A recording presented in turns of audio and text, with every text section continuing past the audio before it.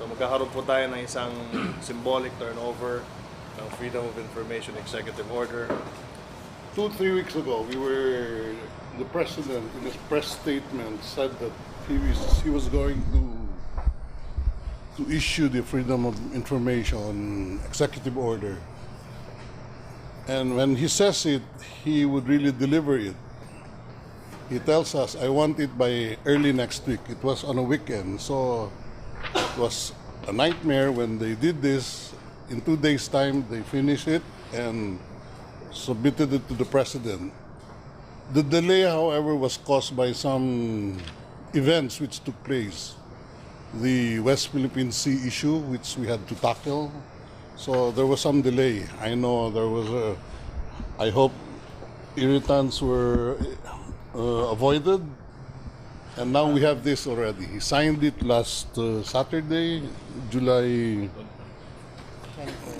21st. Member of the Right to Know Coalition that did some of the work as a runner, you might call it, and to go back and forth from the coalition members to the Executive Secretary's office, and most important of all, the Office of Secretary and the NAR. So I think it would be very fitting for the coalition members here present to be so recognized, because this was really the work of the coalition over the last 14 years.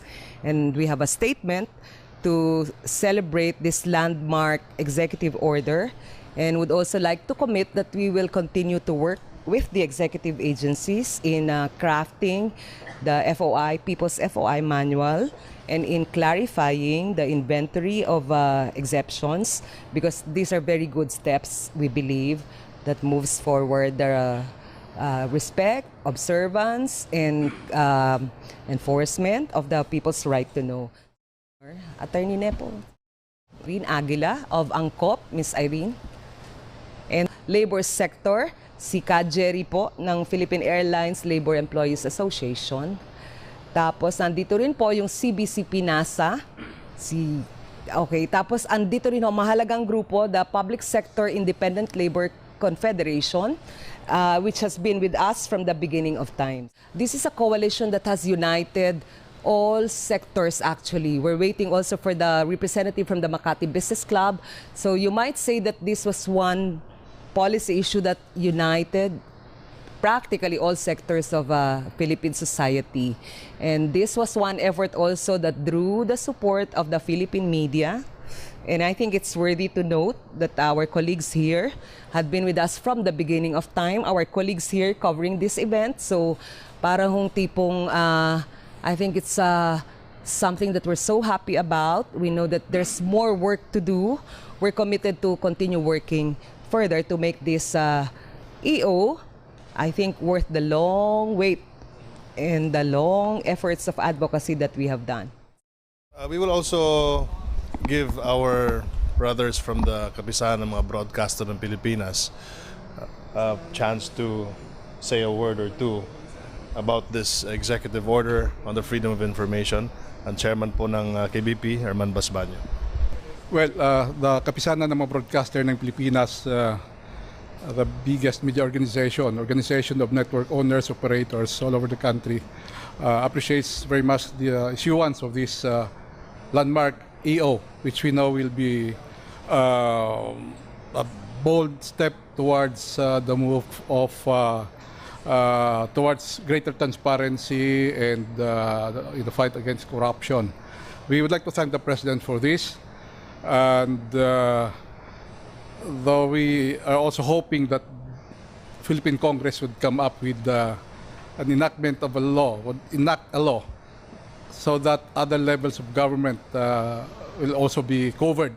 Not only all levels of government, but as well as maybe Senator, private bodies that are using public funds, maybe, no? If they could be covered as well. No?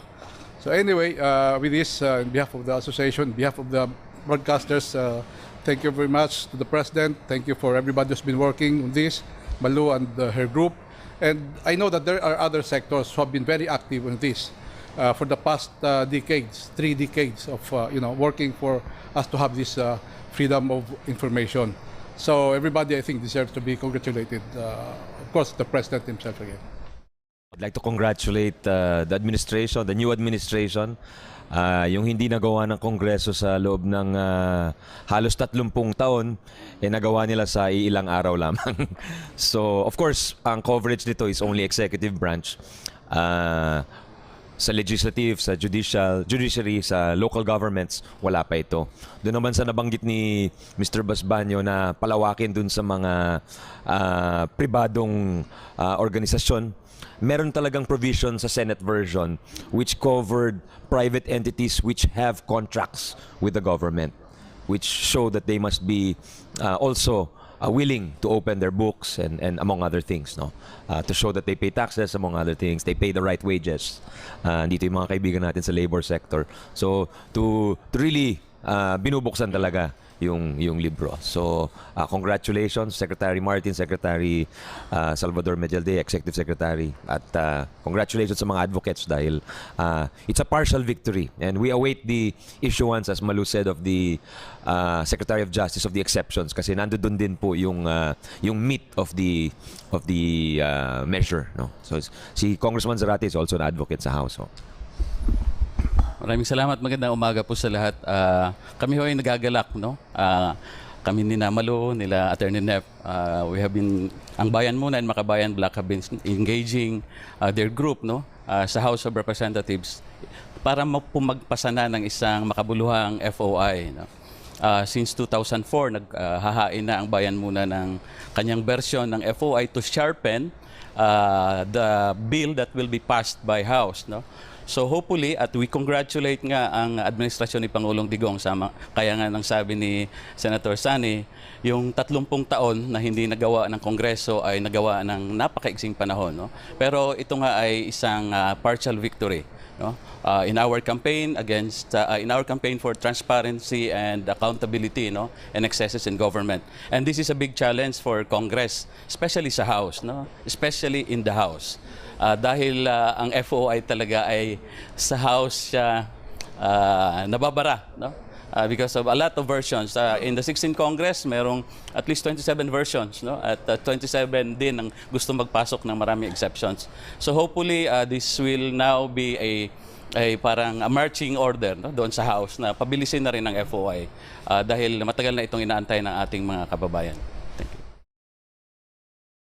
Hereon, we shall be creating an ad hoc committee to be headed by the PCO to create the manuals, no, with the assistance of various organizations. Right to Know Coalition. Thank you.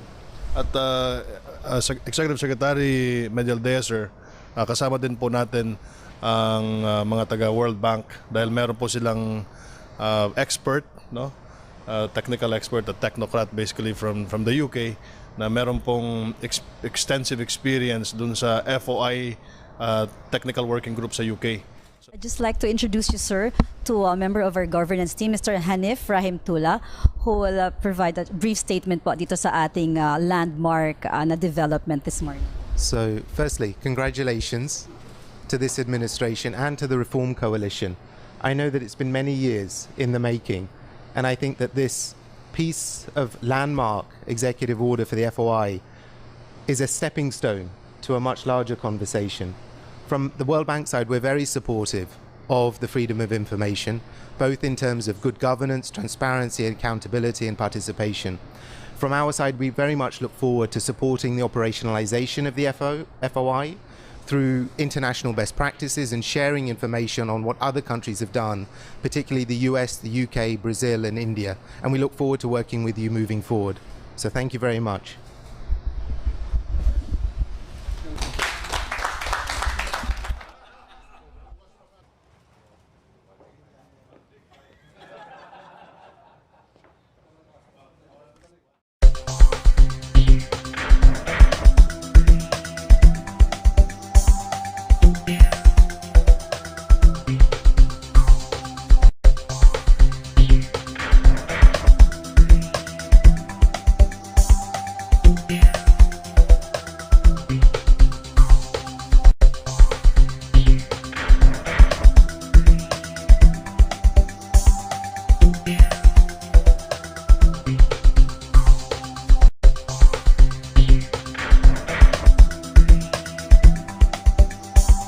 you.